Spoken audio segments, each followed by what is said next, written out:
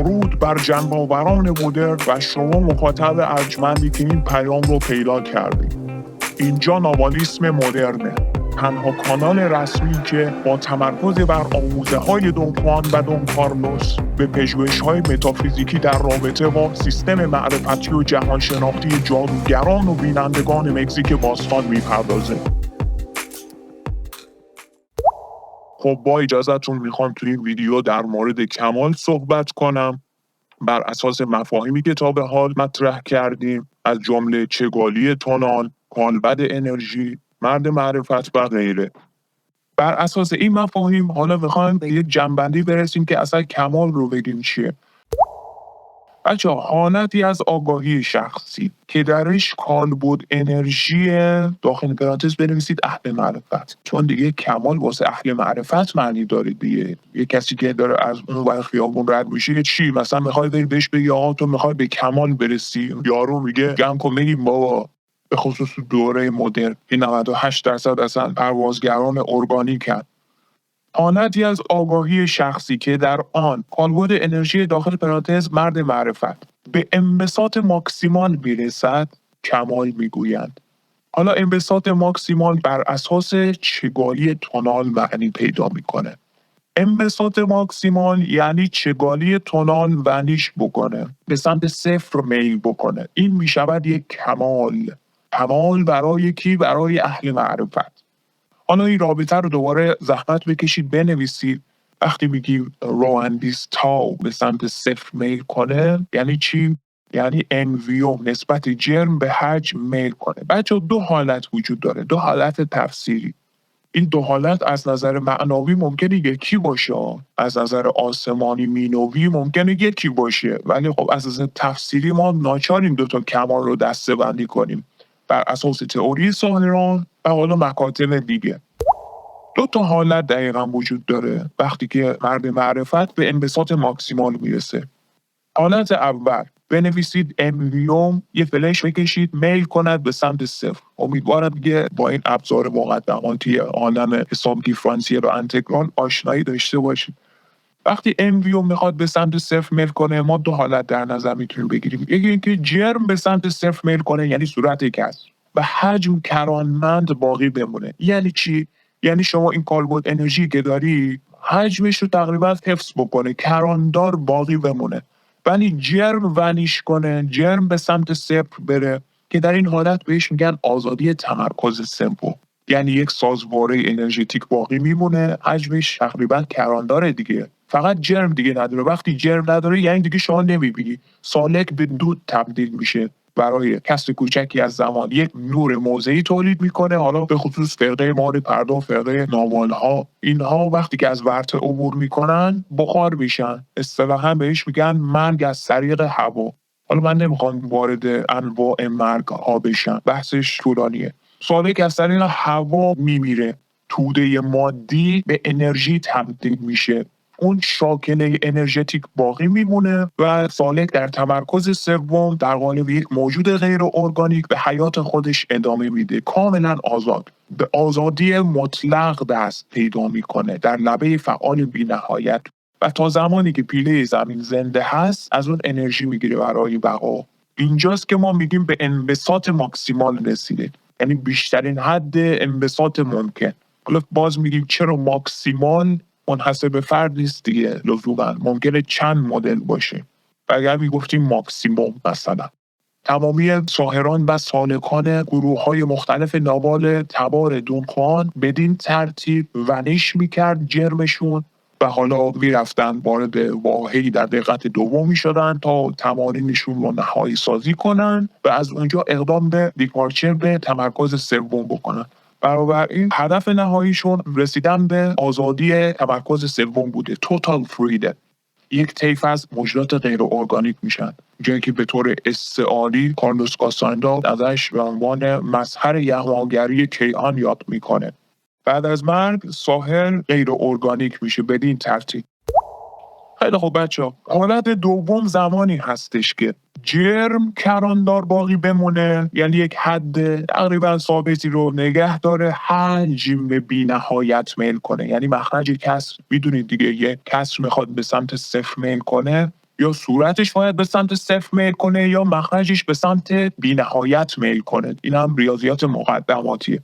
وقتی میگیم حجم به سمت بی‌نهایت و جرم کراندار، حالتی اتفاق میفته که پیله انرژی در کسر کوچکی از زمان متلاشی میشه و تمامی فیوزات درونی پیله با برونی همسو میشه. چون دیگه درونی برونی دیگه معنی پیدا نمیکنه.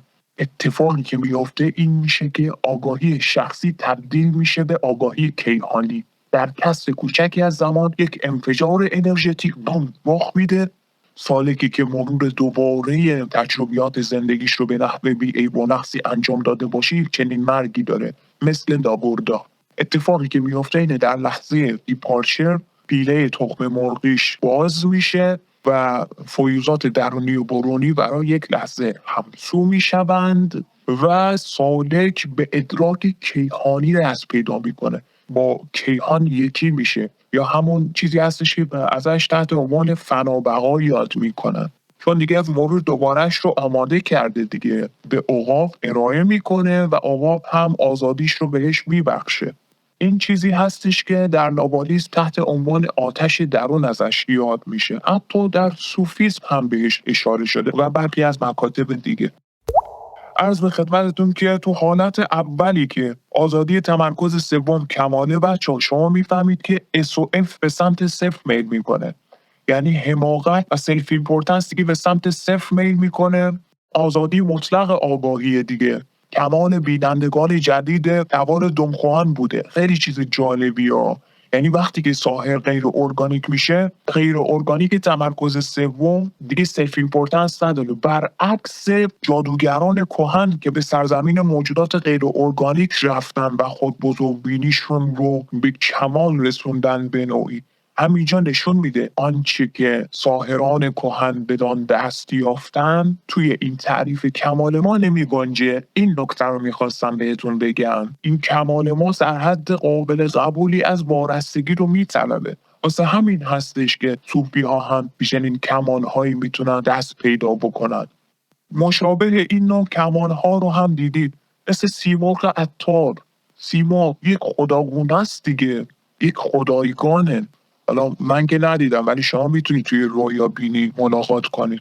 یا مثلا خدای کوتسال کواتل که من توی رویا بینی باش ملاقات داشتم، مار پردار واقعا طلاییه، درخشش طلایی ازش تراوش میکنه. توی کتاب تارعنکبوت جهانی من توی بخش توضیحات شرح دادم تجربه شخصی رو. واقعا کلمه شکوه رو آدم میتونه ببینه به عینه در یک چنین موجودی. اینها موجودات به کمال رسیده‌ای هستند که در دقت دوم زندگی میکنن و به دقت سوم میروند و میآیند. در واقع کالبدهای انرژی آزاد شده‌ای هستند که سیالن و به دقت دوم میآیند. یعنی ما میتوانیم در دقت دوم اینها رو ملاقات بکنیم. بنابراین بچه‌ها یه دور دیگه بگم، کمال حالتی از آگاهی شخصی که کالبد انرژی، منظور کالبد انرژی مرد معرفت، در آن به انبساط ماکسیمال میرسد. یعنی چگالی تونال درش ونیش میکنه. این رو بهش میگیم کمال، که از نظر تفسیری دو تا حالت داره. یکی آزادی تمرکز سومه، یکی مقام فنا هستش که در واقع نوعی بقا هم هستش، چون ناشناختنی دیگه. کسی نمیتونه بگی فنای محض. خیر، واسه همین دمخوانم اصلا واردش نشده.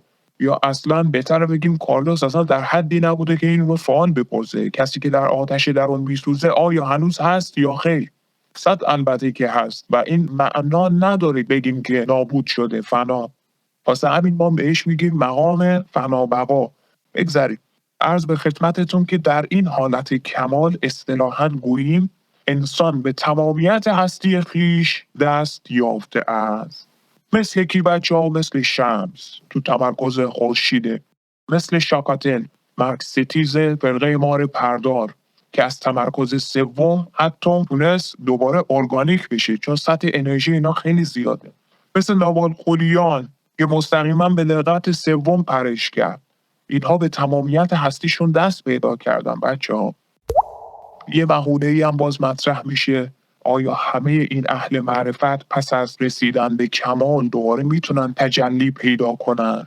مثل شاکاتل دوباره مثلا بیان تو دقت اول. ببینید تا دقت دوم که همشون میتونن بیان، واضحه که میتونن بیان. شما میتونید با مولوی ملاقات داشته باشید، با انواع اقسام این شیوخ اهل معرفت میتونید ملاقات داشته باشید. من صادقانی رو میشناسم که یکی اشور رو مثلا دیده، حالا باز میشناسم که دون خوان رو هم دیدن. من خودم دون خوان رو ندیدم ولی کارلوس کاستاندا رو بارها ملاقات کردم.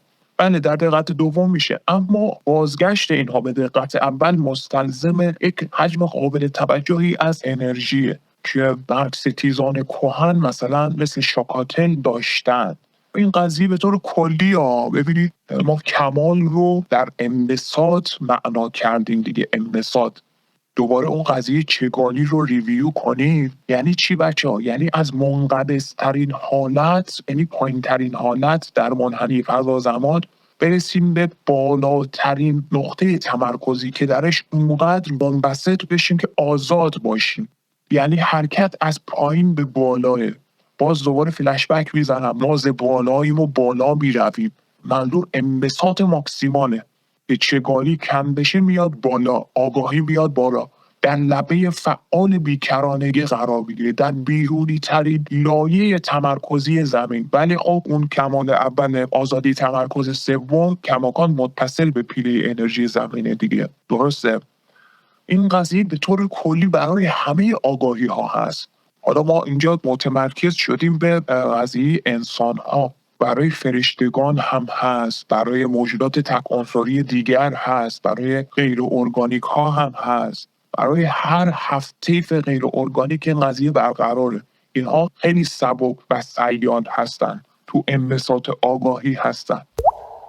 احضار فرشتگان تک عنصری یک مقوله دیگری هستش که ما رو درگیر این سوال فلسفی میکنه. آیا هر فرشته یا هر موجود غیر ارگانیکی میتواند تجسد یابد؟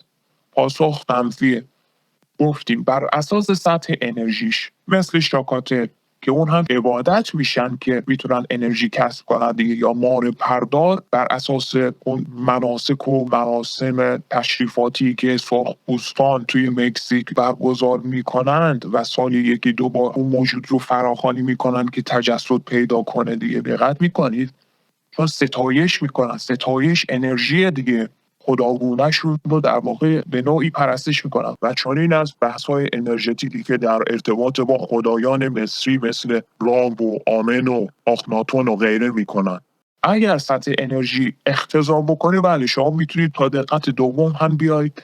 اهل معرفت معدودی بودند که تونستن به دقت اول باز بیان. اونایی که به کمال رسیدند و دوباره رجعت بکنن، تجلی پیدا کنن در دقت اول.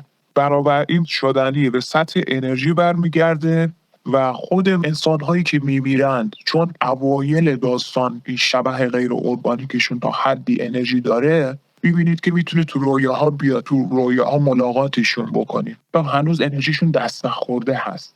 بنابراین تو اون سطح میمونن. ولی اینکه دیگه دوباره برگرده به تونات، کار سالکش هم نیست، چه برسه انسان عادی گذر کرده. خیلی خوب بچه‌ها، با توجه به اینکه این ویدیو دیگه خیلی طولانی شده، مبحث تمامیت هستی رو تو ویدیوی آینده طرح و جمع‌بندی میکنم. همینطور 2 نمودار چگالی تونال بر حسب زمان هستش که برای انسان عادی و سالک رهرو توی ویدیوهای بعدی مورد بررسی قرار میدم واسهتون، تا قضیه کمال که تو این ویدیو با هم بحثشو کردیم قشنگ از روی دیاگرام براتون روشن بشه. سپاسگزارم. در پایان اگه علاقه‌مند به مباحث مرتبط هستید، لطفاً کانال نوالیسم مدرن رو سابسکرایب کنید. با لایک یا دیسلایک کردن ویدیو کمک میکنید تا این دانش هرچی بهتر و بیشتر در دسترس منتخبین رو قرار بگیره. یادتون نره که پرسش‌های ارزشمند خودتون رو هم برامون کامنت کنید تا هرچه زودتر با پاسخ دادنشون در حد اقتدار انجام وظیفه کرده باشید. همچنین برای کسب اطلاعات بیشتر پیرامون معرفت نوالیسم مدرن، آثار، کتب و دوره‌های آموزشی مربوطه، میتونید ما رو در شبکه‌های اجتماعی دنبال بفرمایید. به امید دیداری دوباره، باشد که در مسیر دل پایدار بمونید.